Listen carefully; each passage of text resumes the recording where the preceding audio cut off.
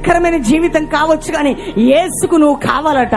ఎందుకంటే చీడ పురుగు లాంటి నీ బ్రతుకుని, పాపంలో ఉన్న నీ బ్రతుకుని, చీకట్లో ఉన్న నీ బ్రతుకుని నా ప్రభు ప్రేమ చేత తాకబోతున్నాడు. అందుకనే నువ్వు విడువబడిన దాని కాదు, నువ్వు విడువబడిన వాడవు కాదు, నువ్వు వెలివేయబడిన వాడవు కాదు, నువ్వు తృణీకరించబడ్డావేమో మనుషుల ద్వారా. కానీ నా దేవుని ప్రేమ ఆకాశం కంటే ఎత్తుగా, మరణం కంటే బలమైనదిగా, సముద్రం కంటే లోతుగా నిన్ను ప్రేమిస్తున్న ప్రేమనే మేము ప్రకటిస్తున్న యేసయ్య ప్రేమ. ఇంతకంటే నీకేం కావాలా?